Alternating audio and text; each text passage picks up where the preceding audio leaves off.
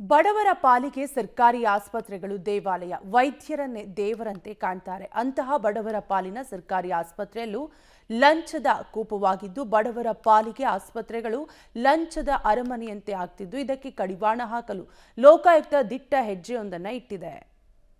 ಸರ್ಕಾರಿ ಆಸ್ಪತ್ರೆಗಳಲ್ಲಿ ಭ್ರಷ್ಟಾಚಾರ ತಡೆಗೆ ಮುಂದಾದ ಲೋಕಾಯುಕ್ತ. ಕೆಸಿ ಜನರಲ್ ಆಸ್ಪತ್ರೆ ಮೇಲೆ ದಾಳಿ ಬಳಿಕ ಮಹತ್ವದ ನಿರ್ಧಾರ. ಪ್ರತಿ ವಾರ್ಡ್ನಲ್ಲಿ ಲೋಕ ಕಚೇರಿಯ ಡೆಸ್ಕ್ ನಂಬರ್ ಡಿಸ್ಪ್ಲೇ. ಕರೆ ಮಾಡಿ ದೂರು ನೀಡಿ, ಮುಂದಿನ ಕ್ರಮ ನಮ್ಮದು ಎಂದ ಲೋಕಾಯುಕ್ತ.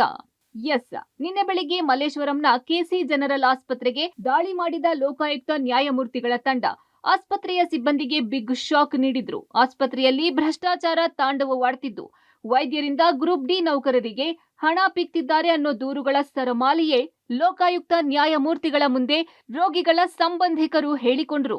ಹೀಗಾಗಿ ಭ್ರಷ್ಟಾಚಾರ ತಡೆಗೆ ಕಡಿವಾಣ ಹಾಕಲು ಈಗಾಗಲೇ ಆಸ್ಪತ್ರೆಯ ಸಿಬ್ಬಂದಿಗೆ ವಾರ್ನಿಂಗ್ ನೀಡಿರೋ ಲೋಕಾಯುಕ್ತ ಮುಖ್ಯ ನ್ಯಾಯಮೂರ್ತಿ ಬಿಎಸ್ ಪಾಟೀಲ್, ಲಂಚ ಪಡೆದ ಸಿಬ್ಬಂದಿ ಮೇಲೆ ಯಾವುದೇ ಮುಲಾಜಿಲ್ಲದೆ ಶಿಸ್ತಿನ ಕ್ರಮ ಕೈಗೊಳ್ಳೋದಾಗಿ ಹೇಳಿದ್ದಾರೆ. ಈಗ ಈ ಆಸ್ಪತ್ರೆಗಳಲ್ಲಿ ನರ್ಸ್, ವಾರ್ಡ್ ಬಾಯ್ಸ್ ಸೇರಿದಂತೆ ಗ್ರೂಪ್ ಡಿ ನೌಕರರು ರೋಗಿಗಳಿಂದ ಪಡೆಯುವ ಲಂಚದ ಹಣಕ್ಕೆ ಫುಲ್ ಸ್ಟಾಪ್ ಇಡಲು ಇನ್ಮುಂದೆ ಆಸ್ಪತ್ರೆಯ ಎಲ್ಲಾ ಕಡೆ ಲೋಕಾಯುಕ್ತ ಕಚೇರಿ ಡೆಸ್ಕ್ ನಂಬರ್ನ ನಾಮಫಲಕ ಹಾಕುವಂತೆ ತಿಳಿಸಿದ್ದು, ಯಾರೇ ರೋಗಿಗಳಿಂದ ಹಣ ಕೇಳಿದ್ರು ಕರೆ ಮಾಡಿದ್ರೆ ಲೋಕಾಯುಕ್ತ ಇನ್ಸ್ಪೆಕ್ಟರ್ ಕೂಡಲೇ ಆಸ್ಪತ್ರೆಗೆ ಆಗಮಿಸಿ ಯಾರು ಹಣ ಕೇಳಿದ್ರು ಅವರ ವಿರುದ್ಧ ಕಠಿಣ ಕ್ರಮ ಕೈಗೊಳ್ಳಲಿದ್ದಾರೆ. ಇದೊಂದೇ ಆಸ್ಪತ್ರೆಗೆ ಸೀಮಿತವಾಗದೆ ಇಡೀ ರಾಜ್ಯದ ಎಲ್ಲಾ ಆಸ್ಪತ್ರೆಗಳಲ್ಲೂ ಈ ರೀತಿಯೇ ಲೋಕಾಯುಕ್ತ ಕಚೇರಿಯ ಡೆಸ್ಕ್ ನಂಬರ್ ಹಾಕಿಸಿ ಜನರಲ್ಲೂ ಜಾಗೃತಿ ಮೂಡಿಸಿ ಸಿಬ್ಬಂದಿಗೂ ಲಂಚ ಪಡೆಯದಂತೆ ಮಾಡಲು ಪ್ಲಾನ್ ಮಾಡಿದ್ದಾರೆ.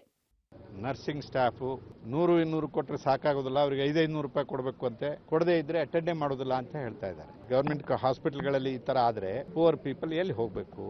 ಡಾಕ್ಟರ್ಸು, ಸೂಪರಿಂಟೆಂಡೆಂಟು, ಅಧಿಕಾರಿಗಳಿಗೆ, ಮೆಡಿಕಲ್ ಡಿಪಾರ್ಟ್ಮೆಂಟಿಗೆ ಕೇಸ್ ರಿಜಿಸ್ಟರ್ ಮಾಡ್ತೀವಿ. ಬಹಳಷ್ಟು ಸೀರಿಯಸ್ ಆಗಿ ಕೇಸನ್ನು ನಾವು ಪರ್ಸೂ ಮಾಡ್ತೀವಿ.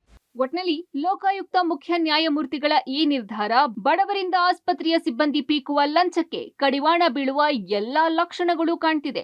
ಲೋಕಾಯುಕ್ತ ಡೆಸ್ಕ್ ನಂಬರ್ ನಾಮಫಲಕ ಹಾಕಿದ್ಮೇಲೆ ಆದ್ರೂ ಆಸ್ಪತ್ರೆಗಳ ಸಿಬ್ಬಂದಿಯ ಲಂಚಾವತಾರಕ್ಕೆ ಬ್ರೇಕ್ ಬೀಳುತ್ತಾ ಕಾದು ನೋಡಬೇಕಿದೆ. Maruti public TV, Bengaluru.